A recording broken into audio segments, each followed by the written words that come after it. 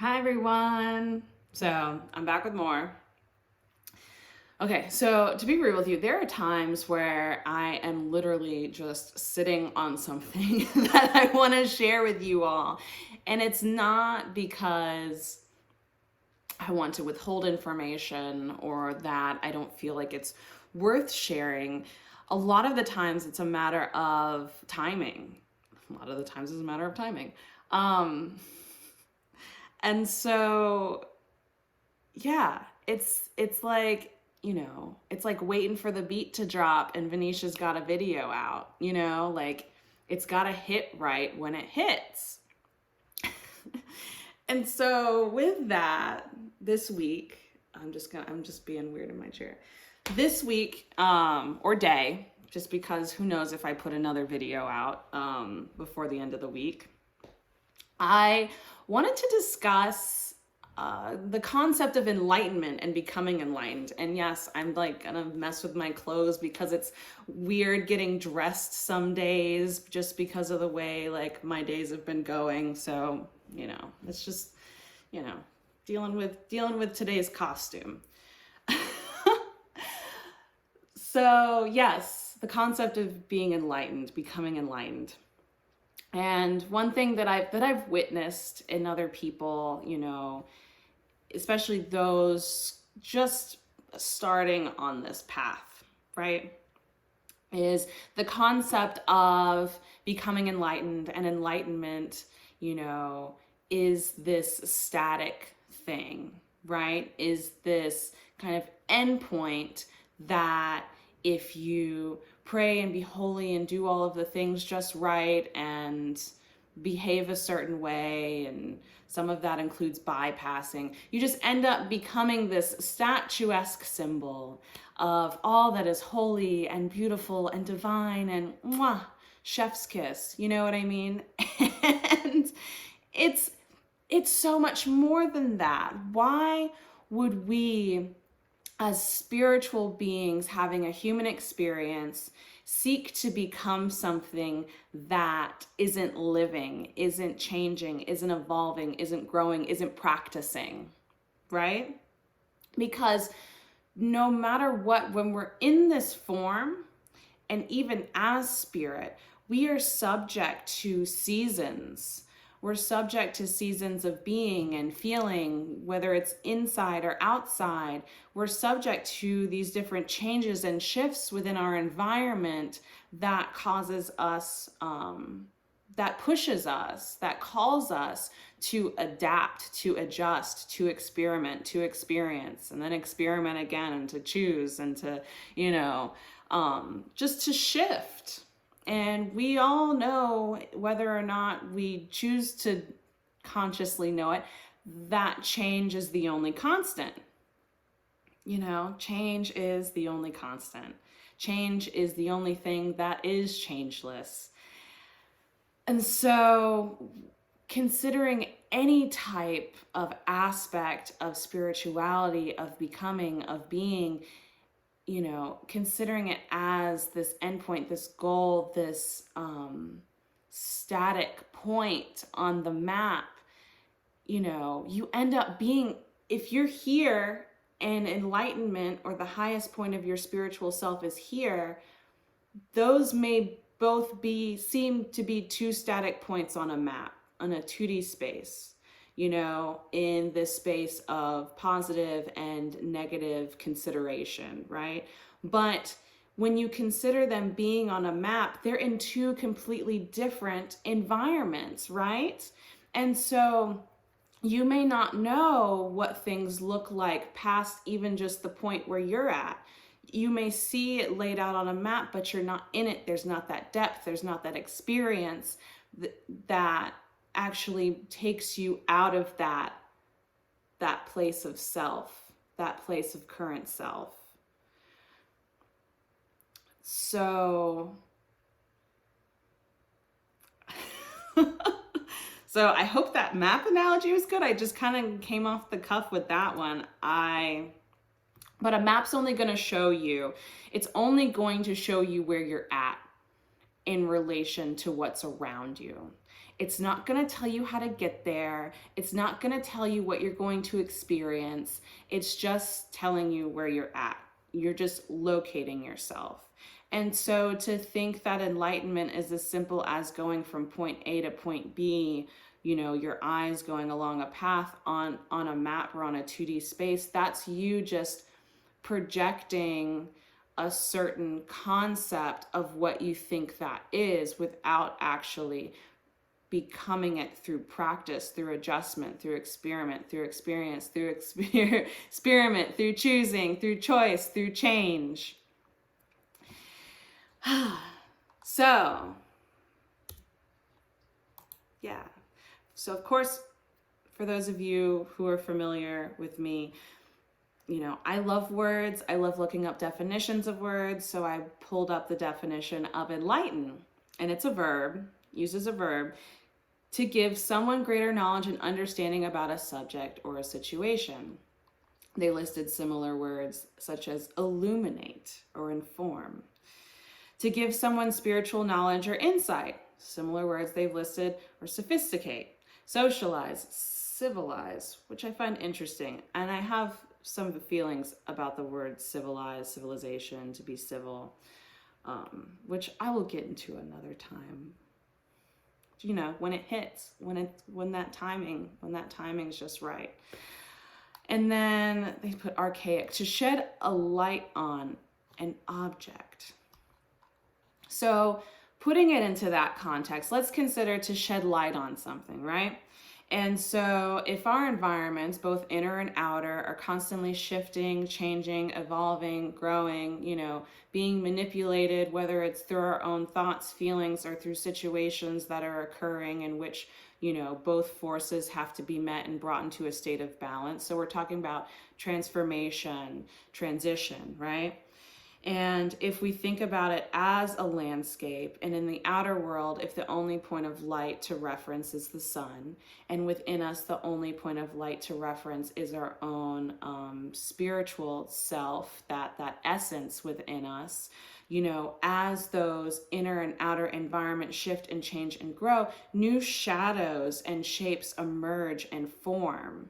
And therefore, whatever substance or meaning that we put to it also has to change and shift. So our knowledge of it, our processing has to evolve in order to shed light on those new spaces. And so we have to be able to meet this new evolving sense of depth that occurs, because it's not just about the form that the environments are taking. It's not just about the form that we take on in these changing environments. It's about the depth in which we experience it and are able to shed light upon it, to gain knowledge of it as we experience it. I hope that makes sense. So what is enlightenment? I'd like to define it as the power of transition, of transformation. You know, it's not a means of separating ourselves, because separation is not of the higher path of heart. You know, it's not a means of separating ourselves into a holier than thou state.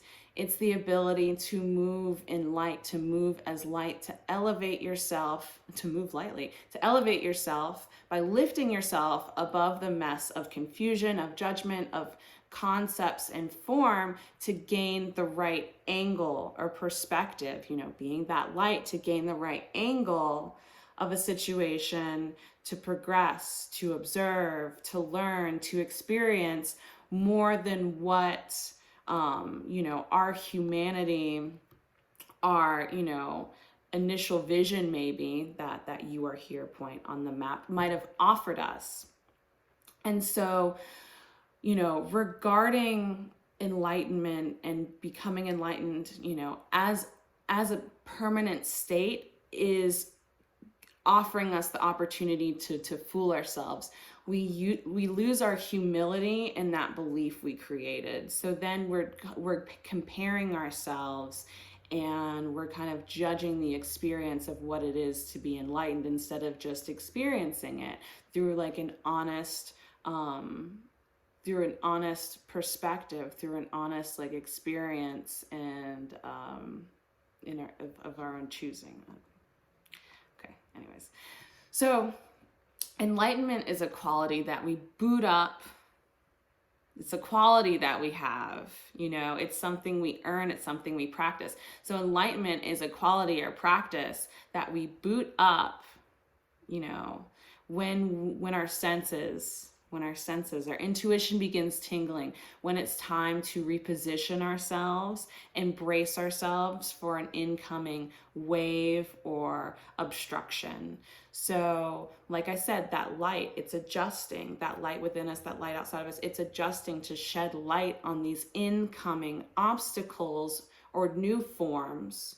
I'll call them new forms, uncertain forms, void forms, whatever you want to call them, in order to gain an understanding of them, gain knowledge about them, become informed about them, in order to then navigate that change, to navigate that season, right? So it's not having to experience death. Enlightenment is not necessarily about surrendering in such a way that you become lifeless and you become that statuesque symbol of divinity, but to extend life by becoming a living light, by having that pulse, by having that response to life, to living energy, to that essential change that takes place, to the practice that you're met with. And so it's like protection from your own projections of what that path is, what that A to B map path is, through correct and divine reception and action. Which is embodiment. You're receiving what's happening, and you're finding, your way through like divine vibrational will. It's like having echolocation. It's like you're interacting with your environment in such a way that you're feeding off the sound, you're feeding off the vibration, you're understanding the subtleties that take place in order to shift yourself. It's like when you're in a room and you can hear it echo, sometimes you get a little lost. And that's when we end up having an expectation about something, when we end up projecting a certain expectation or certain outcome into something. The universe echoes it back to us, and sometimes we get confused because maybe that expectation isn't something that we wanted. Maybe that anticipation that we had, like maybe whatever we anticipate isn't the correct information, and so that's why we have to be that's why it's important to be very empty, to be yourself, be void of expectation in these transitional states, but to just hold that frequency of light so you can use that to help you navigate, to become light, to not carry anything with you, any expectation, burden, any type of emotion or like faculty like born from the ego, in order to help you navigate a path. Because if you're creating some type of consistent sound to locate something, if you were using echolocation, like then you would notice the subtle differences in what bounces back and comes back to you. So it's about knowing yourself and being consistent in the self in order to navigate changing environments. So it's in a way, it's surrendering and unburdening yourself from all of the things that you expect yourself to be, and simply be. Because if you know who you are, then you're able to know what resonates with you when you go through those shifts. Because even though you're constantly changing, you're familiar with the ways in which you're changing and which you're shifting and what may be called upon you in those next steps, because there's a progression, because there's a rhythm. And once you understand that rhythm, you're able to tune into it and know, or have kind of this inner intuitive sense of what comes next. You know, what is the next part of the dance? Where does this light need to be angled just right, you know, in order to reveal more truth about what's going on in the interior exterior. And so it's important, like as we're going through these transitions, as we're practicing, you know, enlightenment, we're practicing enlightenment, to receive all things in divinity, to be grateful, to be in such a divine manner, a divine housing manner, like manners, or manner as in house, to place yourself in a divine manner to receive the knowledge from your heart or your hearth. So it's all about being in a state of home, a place of comfort and knowledge of the self, because home, you could walk around with a blindfold on and still know where you are, you know?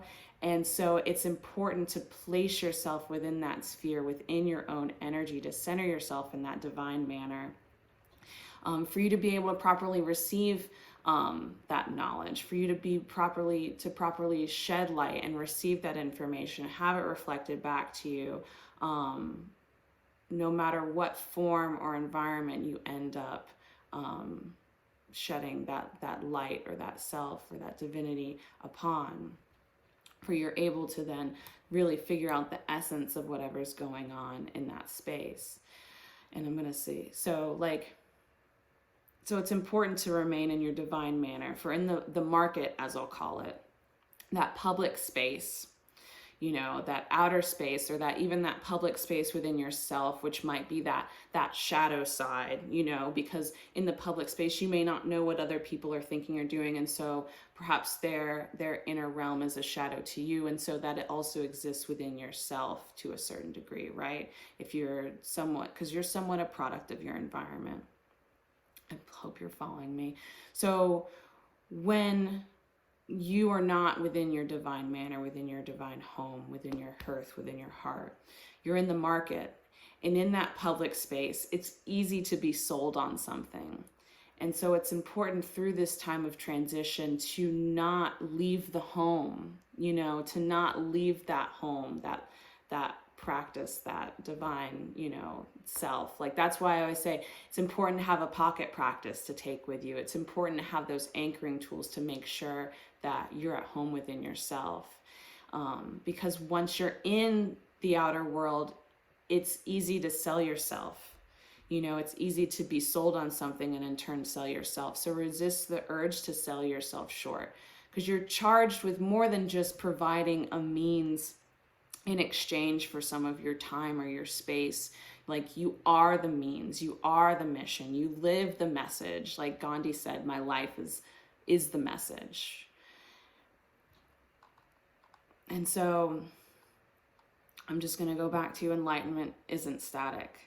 If our life is the message, then that means to be enlightened, it is to also be moving and shifting and changing, but it's to do so in a way that no matter what arises, you're able to gain knowledge from it. You're able to receive something from it. You're able to have something reflect back to you, and you be able to acknowledge it and see it and how it resonates with whatever frequency you're holding within.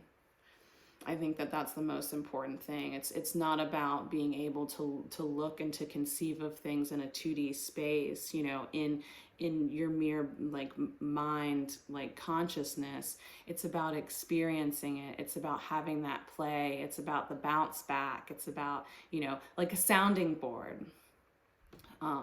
So, you know, we have to shift to a path with a pulse. We have to ensure ourselves that We're walking on a path that is living, that has a pulse, that has a rhythm, because then we can learn the dance. And even when the beat or the rhythm changes or shifts, we still have some type of movement we can lean on.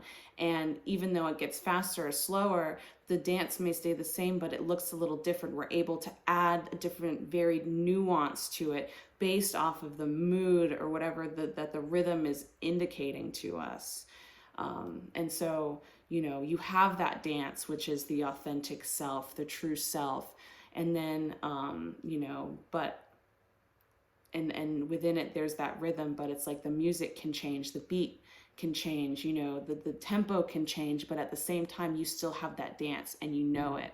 And sometimes you can add little embellishments based off of whatever comes up in that moment, whenever you like really snap into it and you're like entrained with this cosmic force, this music, this sound, in the verse, in the hook, in the chorus, like you're able to then create this song, this story for yourself that has structure, that has substance, that has form, that has meaning, because it's not just, it's not just that map. It's something much more. It then becomes a whole scenery, a whole journey, so there I use the word journey, a whole experience. And not just an experiment of, oh, well, when I'm looking at this map and when I reach this river, I imagine that it'll be like this. So I'll do this and I'll get over it easy. And it's like you come across and it's this like rocky, ravine that happens to have some water going through it. But I digress. So we have to shift to a path with a pulse, and we need to remain a living being, not a program, not something that just runs through different expectations, not just becoming some type of predictive measure. We have to become living, responsive, responsible, and respect-filled in our path. A shift from process into progress, because we can process all day, but do we ever make any progress when we do so? We can have ourselves relive moments of pain and of pleasure so many times within this space, but end up still sitting within in the armchair of our living room. And so, without that divine hearth, that home in place, and us being in place within it, we continue to experience tower moments in which the concepts of self are like radically ripped apart and whirled into like a rush of chaos and destruction, pierced by and hooked into depletion and death. Because when we don't progress, we constantly fear loss and at the same time are losing. But to those of us that seek to be refined and sophisticated in our knowing and our angling and our positioning and our approach, will click into a substantial essence, the unified self, that divine manor, that heart-centered hearth, and yield to more creative participation, leading to that, leads to more organic matters and gatherings and interactions. We move away from material novelties and distractions and into novel nobility. We create something new and something grand and something elevated. An age, we move into an age that's post-morality, like that's non-dual and non-divisive. There's nothing to grasp or to gain, but everything to experience simply for awareness sake, simply for a better awareness of ourselves and how the world evolves when we evolve within it. So I got a little whew, I feel really whew right now. But yeah, I hope that may be something you might need to listen to a couple times. But, at the end of the day, it's important to remain in a space of familiarity with yourself. And I think that's one reason why I keep leaning into these concepts of divine manor. our divine home, our heart, our hearth. The home is in the heart. I recently read that heart and earth have the same letters, just arranged. You know, you just take the H and move it to the back, heart and earth. So it's a space of familiarity and of support and of sheltering. And so it's us being familiar with ourselves and protecting that to an extent to where we don't lose or sell ourselves and lose our, lose our land, our property, our resources, which would be like our body, soul, spirit. Those are our resources. We have this beautiful energy, this gift that we've been given, and it contains so much vitality and power, and we have these beautiful tools. And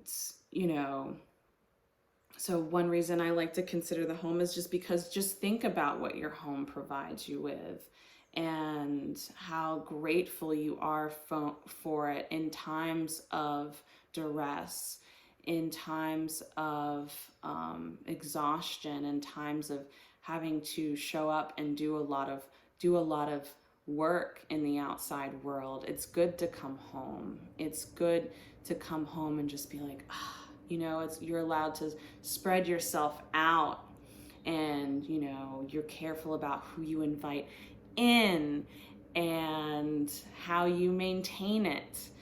There's so many things. And so talking about the body in terms of enlightenment, it's really like you're maintaining this source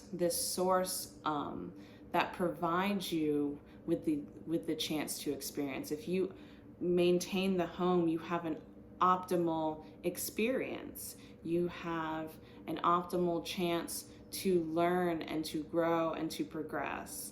But when we forget the body and we get trapped within our minds, there's no progress. There's no appreciation of the rest of our being. There's no embodiment that takes place because we get lost within this realm, within this like microcosm here that is really meant to assist us and to be utilized by us in such a way that we're able to project, whatever universe we decide we want to become part of, that we want to, echo out in order to locate ourselves, in order to locate our opportunities, in order to locate the knowledge that reflects the path that we walk upon. So yeah. Whew, okay, I think I'm gonna get off now, or else I'm just gonna keep going on about this. But I hope that you all enjoyed this video, and if you have any questions or anything to add, please comment below. And again, I have some cool stuff that's coming up soon. I also started this thing to where, if you aren't interested in doing like traditional one-on-one partnering program with me, I now have an option to where you can do, I think I'd call it like a resource prescription. Oh dear. But basically it's on my Instagram links, and I'm gonna pull it up right now. Prescription. Oh goodness, sorry. I feel so silly today.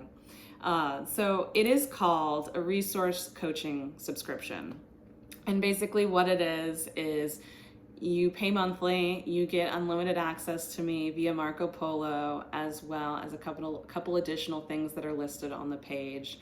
You get access to all of the same content that I post on my Patreon. So there'll be weekly horoscopes, energy updates, different meditations and practices.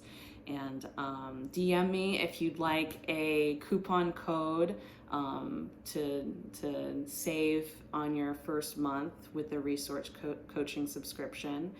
Other than that, ask me about anything else that we can do together. I'd love to hear from you if you have any questions. So I'll let you all go now. Bye.